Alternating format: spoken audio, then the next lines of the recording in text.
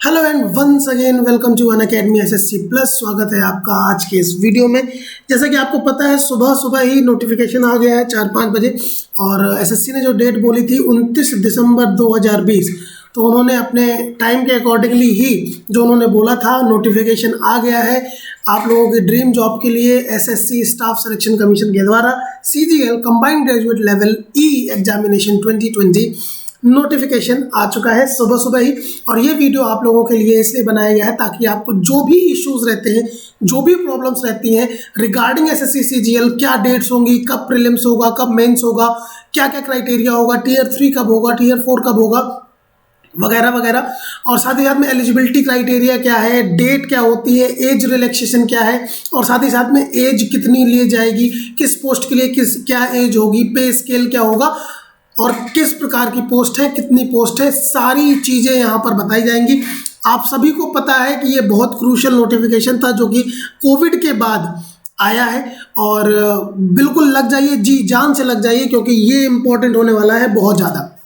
ठीक है, तो जो भी इंपॉर्टेंट चीज़ होगी हम लोग क्विकली, बहुत ज़्यादा टाइम ना लेते हुए डायरेक्टली आपको मैं बताता हूं, और बहुत इंपॉर्टेंट होने वाला है ये वीडियो। तो जल्दी से जल्दी इस चैनल को सब्सक्राइब कर लीजिए, बेल आइकन को दबा दीजिए, और साथ ही साथ में आप लोगों को सब अपने दोस्तों के साथ शेयर भी कर देना है इस वीडियो को। तो चलते हैं हम लोग अपना शुरू करेंगे जो भी नोटिफिकेशन आया हुआ है उससे। ठीक है, तो ये है जो कि ssc.nic.in पर आपको मिल जाएगा। स्टाफ सिलेक्शन कमीशन की जो वेबसाइट है भारत सरकार के द्वारा चल रही है, आप सभी को पता है, और वेबसाइट का यहाँ पर नाम भी दिया गया है।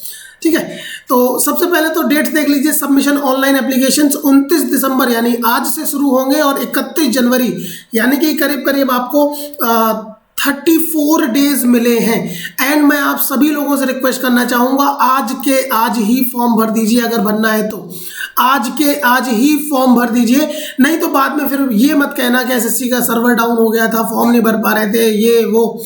और 31 तारीख को 11:30 बजे तक फॉर्म भरे जाएंगे। आपको पेमेंट करने के लिए 2 दिन दिए जा रहे हैं एक्स्ट्रा, तो आप 2 दिन रजिस्ट्रेशन करने के लिए और अपनी जो भी चीज़ें हैं वो फिल करने के लिए आपको 31 जनवरी लास्ट डेट है, और 2 फरवरी तक आप पेमेंट कर सकते हैं। ठीक है, और बाद में चालान जो आपको बनवाना है वो 4 फरवरी तक बनवाया जा सकता है। अच्छा, हम लोग बात कर रहे हैं यहाँ पर क्या होगा। जो सबसे पहली बात होती है, 3 पेपर होते हैं, टियर 1, टियर 2, टियर 3, और अगर जो टाइपिंग बेस्ड एग्जामिनेशंस होते हैं, ठीक है, और वो टियर 4 के साथ आता है, जिसके साथ आपका डॉक्यूमेंट वेरिफिकेशन भी होता है। तो जब टियर 1 का रिजल्ट आ जाएगा, सब कुछ हो जाएगा, तब आपको पता चलेगा कि टियर 2 कब होगा, फिर उसके बाद आपको टियर 3 बताया जाएगा, फिर टियर 4, और हो सकता है अपकमिंग एग्जामिनेशन की डेट जब आती है तब आपको वो सारी चीज़ें भी बता दी जाए। तो जो कंप्यूटर बेस्ड एग्जामिनेशन होगा, मतलब ऑनलाइन टेस्ट होगा आपका टियर 1, जिसमें 100 क्वेश्चंस आते हैं, 4 पार्ट होते हैं, पहला, दूसरा, तीसरा, चौथा, आप सभी को पता भी, मैं बताऊंगा वो सारी चीज़ें। 25 क्वेश्चंस होते हैं 4 सब्जेक्ट्स के। बाकी आगे हम लोग देखते हैं। जो देखिए डिस्क्रिप्टिव पेपर है, date of tier 2 examination to be notified later. क्या बोल रहा है, ये बाद में बताया जाएगा टियर 1 होने के बाद। ठीक है, चलिए देख लेते हैं हम लोग डिटेल्स ऑफ पोस्ट। पोस्ट की डिटेल्स क्या है, सबसे पहले तो आता है आपका गेजेटेड लेवल, जो कि पे लेवल 8 है इसका, और एक है आपका असिस्टेंट ऑडिट ऑफिसर, एक है असिस्टेंट अकाउंट ऑफिसर। इसके लिए अलग से पेपर भी होता है टियर 2 में, वो मैं आपको बाद में बताता रहूँगा। ये ग्रुप बी गेजेटेड पोस्ट है, नॉन मिनिस्ट्रियल, याद रखिएगा। और डिपार्टमेंट क्या है, CAG, controller and auditor general of India का जो डिपार्टमेंट है उसके तहत आपको नौकरी करनी होगी। ठीक है, इतनी डिसेबिलिटीज यहाँ पर परमिसेबल है, और 30 साल से ज़्यादा आपकी एज नहीं होनी चाहिए as per a general candidate. तो आपकी 30 साल से एज ज़्यादा नहीं होनी चाहिए। एज रिलैक्सेशन भी मैं अभी बताऊंगा। उसके बाद आ जाता है आपका पे लेवल 7, जो कि नॉन गेजेटेड ग्रुप बी की पोस्ट है, यहाँ से लेकर यहाँ तक। यहाँ पर है ये सारे ASO है, असिस्टेंट सेक्शन ऑफिसर है, याद रखिएगा, ये ग्रुप बी में आते हैं। 20 to 30 not exceeding than 30, 20 to 30, 20 to 30, 20 to 30, 18 to 30, 20 to 30 not exceeding than 30 years. तो ये सारे ग्रुप बी की पोस्ट है। यहाँ पर आपका IB भी है, मिनिस्ट्री ऑफ रेलवे है, एक्सटर्नल अफेयर्स है, FHQ है, वगैरह वगैरह। और ये फिजिकल डिसेबिलिटी यहाँ पर अप्रूव्ड हो सकती हैं। आगे बढ़ते हैं तो यहाँ पर लिखा हुआ है ये आती है ग्रुप सी की पोस्ट अब, ठीक है। ये ग्रुप सी की पोस्ट है, inspector of income tax group C में आता है, और नॉट एक्सीडिंग देन 30, यानी कि आपकी एज जो है वो 18 से 30 के बीच में होनी चाहिए। आगे बढ़ते हैं, ये फिर ग्रुप बी में आ जाती है post, inspector of central excise वगैरह। ये सेंट्रल एक्साइज इंस्पेक्टर हो गया, ये preventive officer, examiner, enforcement officer, sub inspector. यहाँ पर एज सबकी दी गई है 20 to 30, नॉट एक्सीडिंग देन 30। ये आपका central bureau of investigation CBI में inspector. Inspector of post department of post के अंतर्गत आता है, ग्रुप बी है, 18 to 30 है ये, और ये इंस्पेक्टर है सेंट्रल ब्यूरो ऑफ नारकोटिक्स का, और नॉट एक्सीडिंग देन 30 है ये। उसके बाद पे लेवल 6 आता है। ये देखिए, ये सारी 4200 ग्रेड पे की जॉब्स थी, और ये 4600 की हैं, और ये आपकी 4200 की 4800 की जो गैजेटेड वाली है। आगे चलते हैं, जो यहाँ पर कुछ असिस्टेंट भी दिए गए हैं, इनका पे लेवल 6 है। असिस्टेंट सुपरिटेंडेंट, ये मतलब 4200 ग्रेड पे की जॉब्स हैं। डिविजनल अकाउंटेंट, सब इंस्पेक्टर वगैरह वगैरह, और इनमें सब में 30 ईयर्स है। जबकि जूनियर स्टैटिकल ऑफिसर, जिसमें एक स्टैटिस्टिक्स का पेपर एक्स्ट्रा होता है टीयर 2 में, उसकी एज जो है 32 ईयर्स है। पे लेवल 5 में आपका 2800 में आ जाते हैं इतनी पोस्ट, 2800 ग्रेड पे जो कि होता है, और उसमें ऑडिटर ये सारे मिनिस्ट्रीज और ऑफिसेस हैं। अकाउंटेंट अदर मिनिस्ट्रीज के हैं, जो ग्रुप सी की पोस्ट है सारी की सारी, और 18 to 27 याद रखिएगा। 2800 ग्रेड पे की जितनी भी पोस्ट है, मैक्सिमम एज उसकी 27 ईयर्स है, apart from the age relaxation. अगर आप जनरल कैंडिडेट हैं तो, और किसी एज रिलैक्सेशन के उसको फॉलो नहीं करते हैं, तो 27 से अगर आप ज़्यादा है तो फॉर्म ये पोस्ट मत डालिएगा आप। फिर आ जाता है आपका senior secretary assistant, tax assistant, sub inspector of central bureau of narcotics. ये भी आपका 2400 ग्रेड पे आ जाता है, एंड पे लेवल 4 लगता है यहाँ पर। एज वही है 18 to 27। अच्छा, ये कुछ दिए गए हैं, ये बेंचमार्क्स हैं, और साथ ही साथ में इनके सिंबल्स जो हैं वो दिए गए हैं, यहाँ पर देख लीजिएगा, अलग अलग हैं। एंड उसके बाद चलते हैं हम लोग, जो एब्रीविएशन है वो यहाँ पर लिखे गए हैं, और जो इंपॉर्टेंट चीज़ें होंगी वो मैं आपको बता दूंगा। देखिए, vacancies and reservation as per now, अभी तक देखिए एसएससी क्या है, पोस्ट बढ़ भी सकती हैं, घट भी सकती हैं। तो यहाँ पर 6506 पोस्ट आई हुई है। ग्रुप बी गैजेटेड पोस्ट है 250, group B non gazetted post है 3513, और ग्रुप सी टोटल पोस्ट है 2743। चलिए, यहाँ पर बोला गया है डिसेबल जो होती है ना एलिजिबिलिटी, तो होना चाहिए a citizen of Nepal, a citizen of India, subject of Nepal, subject of Bhutan, और भी बहुत सारी चीज़ दी गई हैं जो हम लोग के मतलब की है नहीं। हम सीधे चलेंगे, एज होनी चाहिए 1 जनवरी 2021। तो एज रिकॉर्डिंग ये होगा, याद रखिएगा, मतलब कि जो पोस्ट लास्ट वाली है 18 से 27 वर्ष जिनकी एज लिमिट है, वो 2 जनवरी 1994 से पहले पैदा नहीं होने चाहिए, और 1 जनवरी 2003 के बाद नहीं होने चाहिए। जो 20 से 27 है वो सेम रहेगा पैदा होने की डेट, क्योंकि अपर एज लिमिट सेम है। कम होगा 1 जनवरी 2001 से पहले के बाद पैदा नहीं होना चाहिए। उसके बाद 20 to 30 जो है, 20 वाला सेम रहेगा, 1/1/2001, अब आपको समझ में आ रही होंगी चीज़ें, और 2 जनवरी 1991 से पहले पैदा नहीं होना चाहिए। और जो 30 ईयर्स है तो उनमें 1/1/2003 और 2/1/1991 वही है, 20 to 30 वही सेम चीज़ ही है ये। और जो 32 है वो 2/1/1989 से पहले नहीं पैदा होना चाहिए, और 1/1/2003। तो ये आ जाती है यहाँ पर।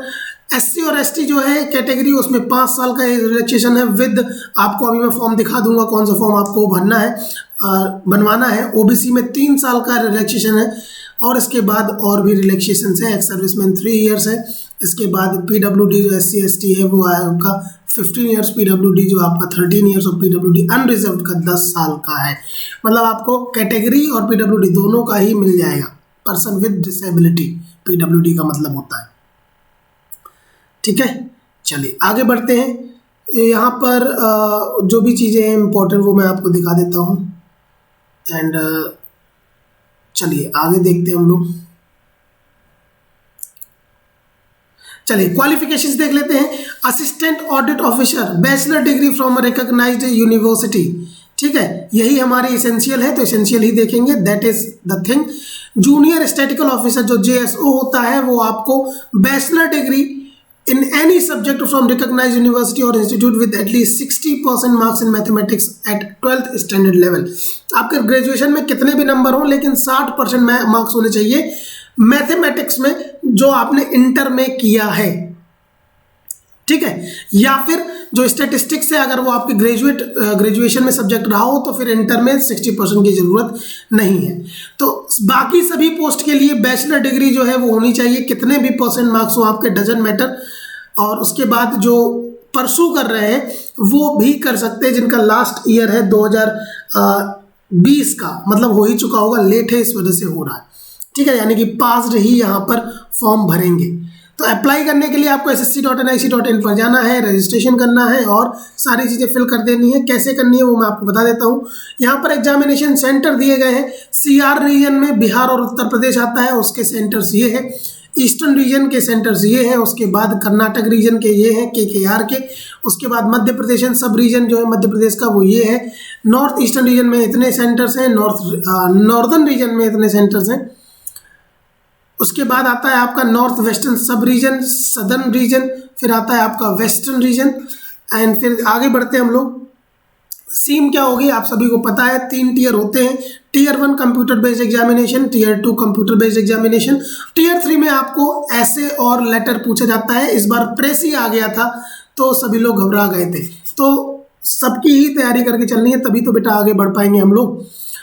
देखिए टीयर 1 में क्या क्या होगा, मैंने बताया था आपको शुरुआत में ही 25 question, 25 question, 25 question, 25 question. Reasoning के आएंगे 25, जनरल अवेयरनेस के आएंगे 25, जिसमें आपका GS प्लस करंट अफेयर्स आता है। और उसके लिए आप मेरी सारी क्लासेस देख सकते हैं। क्वांटिटेटिव एप्टीट्यूड मैथ के 25 क्वेश्चन, इंग्लिश के 25 क्वेश्चन। 1 घंटा मिलेगा और जो विजुअली हैंडीकैप्ड होंगे उन्हें 1 घंटा 20 मिनट मिलेगा स्क्राइब के लिए। तो एक क्वेश्चन 2 मार्क्स का होगा और नेगेटिव मार्किंग 1/4 होगी, यानी कि एक गलत क्वेश्चन के लिए आपके 0.5 मार्क्स काटे जाएंगे, सही क्वेश्चन के लिए 2 मार्क्स आपको दिए जाएंगे। यही चीज मैथ के पेपर में होती है। मेंस में 100 क्वेश्चन 200 नंबर, यानी कि 2 मार्क्स एंड गलत आंसर के लिए -0.5 मार्क। इंग्लिश के लिए ऐसा नहीं होता है। इंग्लिश में 200 क्वेश्चन 200 मार्क्स के होते हैं, यानी कि सही क्वेश्चन के लिए 1 मार्क और गलत क्वेश्चन के लिए -0.25 मार्क्स आपको दिए जाएंगे। स्टैटिस्टिक्स में भी सेम मैथ की तरह ही होता है। और जो general studies finance and economics होता है आपका ऑडिट ऑफिसर और अकाउंट ऑफिसर वाला, उसमें भी 100 क्वेश्चन 200 मार्क्स के होंगे। टीयर 1 और टीयर 2 आपका ऑब्जेक्टिव टाइप होगा, हिंदी इंग्लिश दोनों में आएगा, आप सभी लोगों को पता ही है। और वही जो मैंने चीज़ बताई है अभी वो माइनस मार्किंग वगैरह लिखी हुई है यहाँ पर। टीयर 3 में आपका डिस्क्रिप्टिव पेपर आएगा, ऐसे आ सकता है, प्रेस ही आ सकता है, लेटर आ सकता है, एप्लीकेशन भी आ सकता है। 1 घंटा होगा, 50 मार्क्स, 50-50 के 2 क्वेश्चन आएंगे। याद रखिएगा आएंगे 2 ही, लेकिन कोई भी 2 आ सकते हैं। उसके बाद स्किल टेस्ट होता है जिसमें आपका डेस्ट होता है, CPT होता है, ठीक है। तो 2 प्रकार के होते हैं, एक तो होता है कंप्यूटर प्रोफिशिएंसी टेस्ट, एक होता है डेस्ट।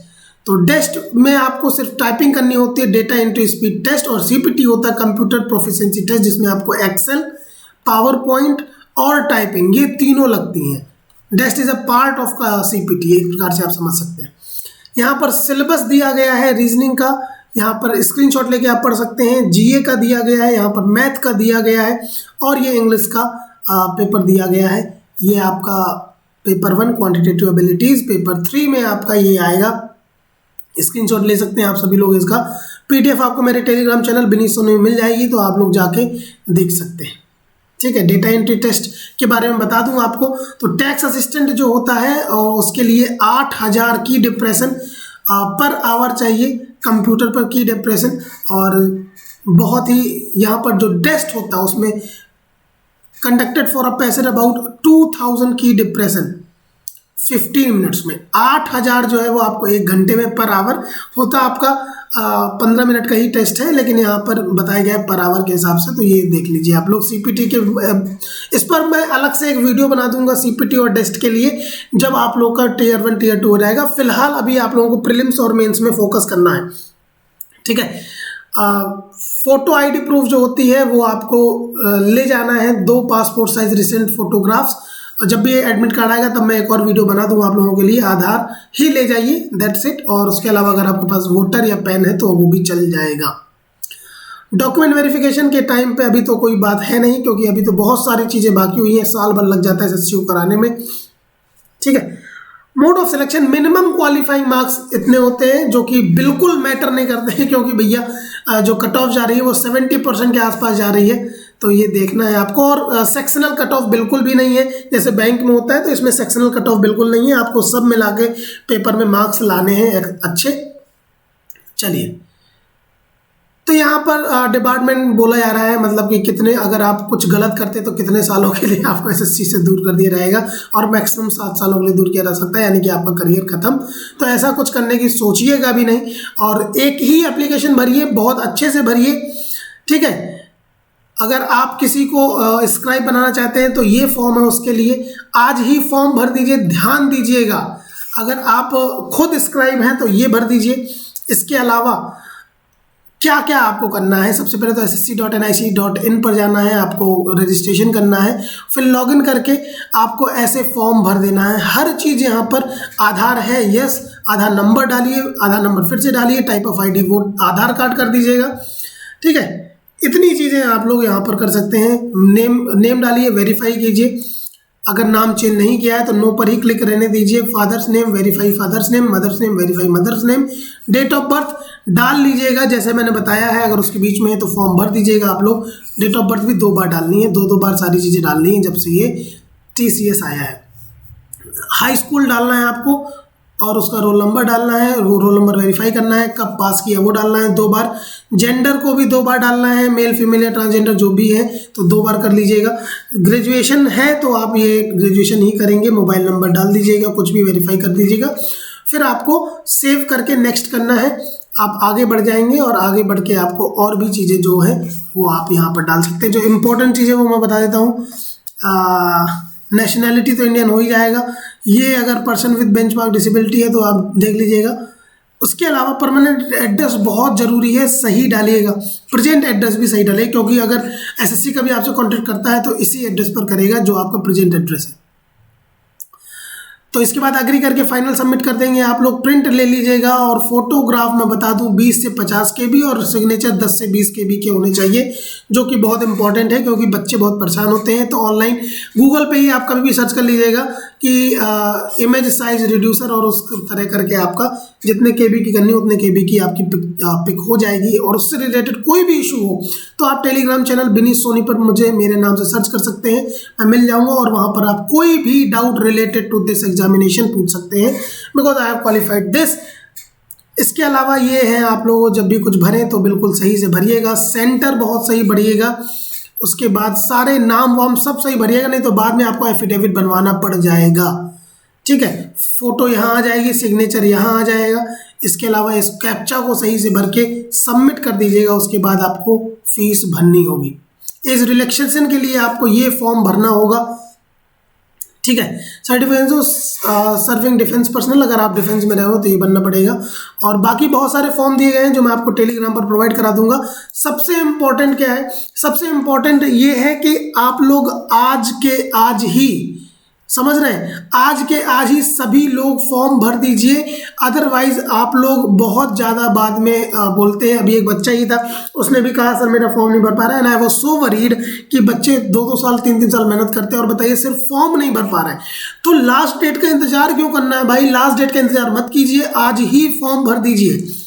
और बेहतरीन तरीके का SSC CGL 2020 के लिहाज से ही आपका बहुत बेहतरीन बैचेस चल रहा है अनअकैडमी SSC प्लस पर, और प्लस पर आप आ जाइए, सब्सक्रिप्शन ले लीजिए। 31 दिसंबर को कॉस्ट बढ़ रही है, फिर से मौका मिला है आप लोगों को। CGL 2020 के फॉर्म आ चुके हैं, वैकेंसीज आ चुकी हैं, तो आप लोगों को ये भरना है। और अनअकैडमी SSC प्लस के लिए आपको रेफरल कोड यूज करना है, बिन्नी सर विदाउट स्पेस, तो ये मैं लिख देता हूँ। आई होप कि आपके सारे डाउट्स क्लियर हो गए होंगे। That was all for the class. I hope you liked it, and video को शेयर जरूर कर दीजिए ज़्यादा से ज़्यादा। Thank you so much, take care and bye bye.